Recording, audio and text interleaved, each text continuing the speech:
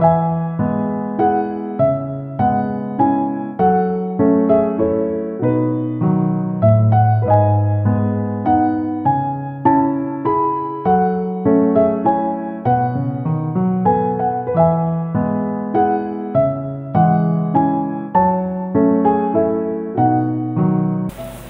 तमाम दर्शक भाई बंधुओं को मेरा प्यार भरा नमस्कार। पिछले एपिसोड में हमने सुसमाचार प्रचार की तात्कालिकता यानी कि इमरजेंसी ऑफ इवांजलिज्म के बारे में चर्चा कर रहे थे। उस विषय के संदर्भ में जजमेंट अथवा न्याय इस बात को देख रहे थे। अभी हम आगे बढ़ते हैं। एक वचन पढ़ते हैं, पहला पत्रोस 4 अध्याय उसका 5वां वचन। पर वे उसको जो जीवितों और मरे हुओं का न्याय करने को तैयार है लेखा देंगे।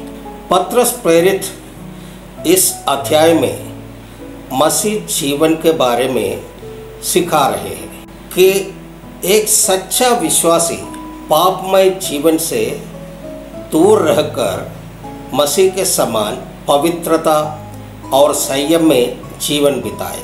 पूर्व में लोग भोग विलास, पाप, मूर्ति पूजा और अधर्म में डूबे थे, लेकिन जो अब मसीह में है वे उस पुराने जीवन से अलग हो गए। पत्रस कहता है कि जब मसीह लोग ऐसा पवित्र जीवन जीते हैं तो संसार के लोग उन्हें देखकर हंसते हैं, अपमान करते हैं या आलोचना करते हैं, क्योंकि वे उनके पापमय मार्ग में अब साथ नहीं चलते।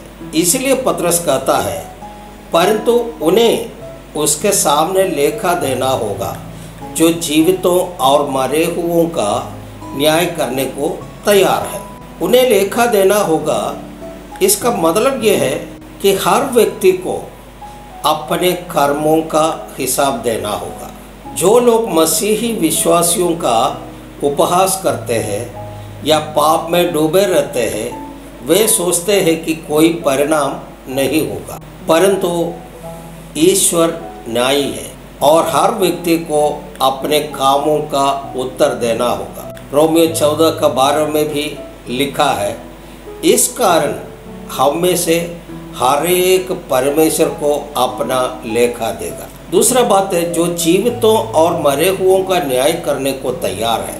यहाँ पत्रस स्पष्ट रूप से बता रहे हैं कि न्याय करने वाला स्वयं प्रभु यीशु मसीह है। वो जीवितों और मरे हुओं दोनों का न्याय करने के लिए नियुक्त किया गया है। प्रेरित के काम 10 अध्याय 42वां वचन कहता है, उसने हमें लोगों को प्रचार करने और यह गवाही देने की आज्ञा दी कि वही परमेश्वर के द्वारा जीवितों और मरे हुओं का न्याय ठहराया गया है।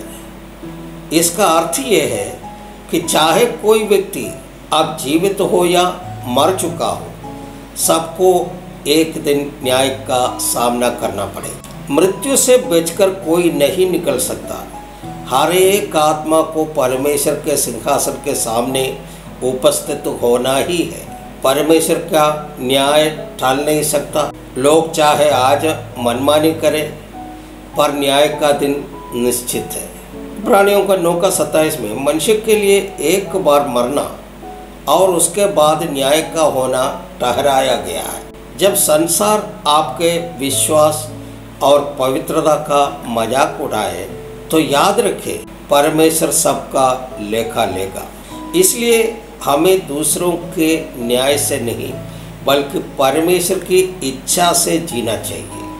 वही जो हमारा उद्धार के लिए मरा है वही न्याय के लिए आएगा ही। जो उसके साथ है उन्हें भय नहीं, जो उसके विरोध में है उन्हें पश्चाताप करना चाहिए। पहला पत्रोस 4:5 हमें चेतावनी देता है कि हर व्यक्ति अपने कर्मों का लेखा देने वाला है और वह न्यायी जो जीवितों और मरे हुओं का न्याय करेगा पहले से ही तैयार है। इसलिए हमें अपने जीवन को ऐसा बनाना चाहिए कि जब हम उस न्याय के दिन खड़े हों तो हमें शाबाश भले और विश्वास योग्य दास ऐसा पुकारते हुए सुनना चाहिए।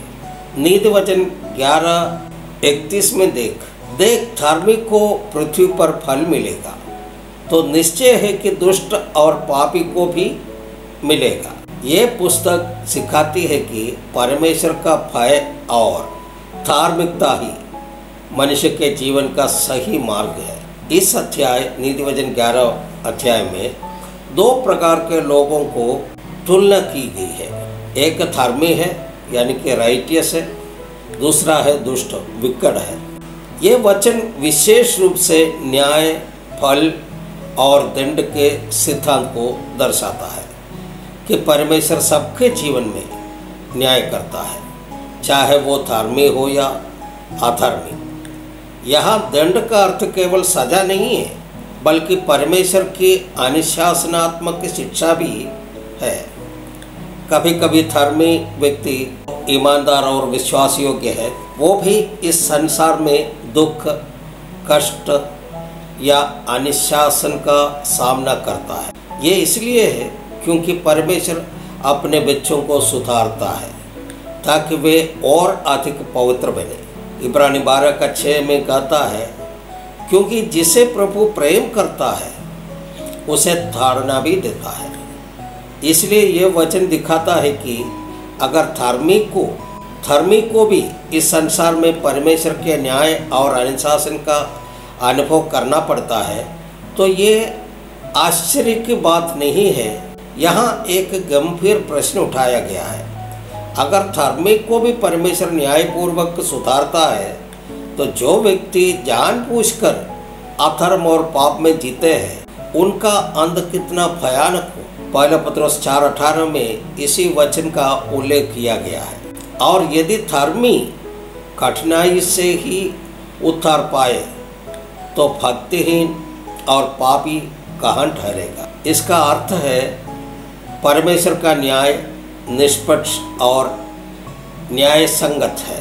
धार्मिक को सुधारने के लिए जो अनुशासन है वो प्रेम में है, परंतु दुष्ट पर आने वाला दंड न्याय में और अंततः विनाश में बदलता है। कोई भी व्यक्ति परमेश्वर के न्याय से बच नहीं सकता। वो धार्मिक को भी सुधारता है और अधर्मी को भी दंड देता है।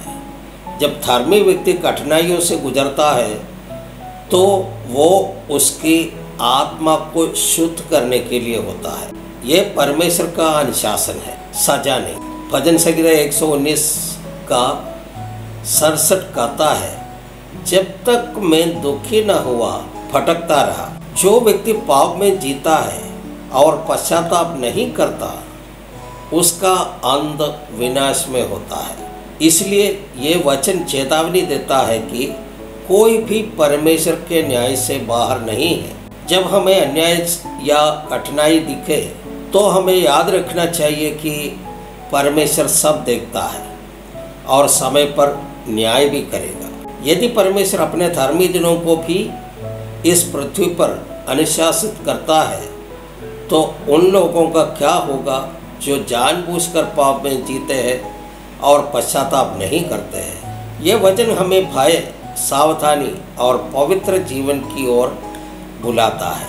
धर्मी के लिए एक सांत्वना का संदेश है कि परमेश्वर का न्याय उसके उद्धार का हिस्सा है, पर दुष्ट के लिए एक चेतावनी है कि न्याय निश्चित और निकट है। पहला पत्रोस 4:17-18 वचन में लिखा, क्योंकि वह समय आ पहुंचा है कि पहले परमेश्वर के लोगों का न्याय किया जाए, और जबकि न्याय का आरंभ हम ही से होगा, तो उनका क्या अंत होगा जो परमेश्वर के सुसमाचार को नहीं मानते हैं। और यदि धर्मी व्यक्ति ही कठिनता से उद्धार पाएगा, तो भक्तिहीन और पापी का क्या ठिकाना।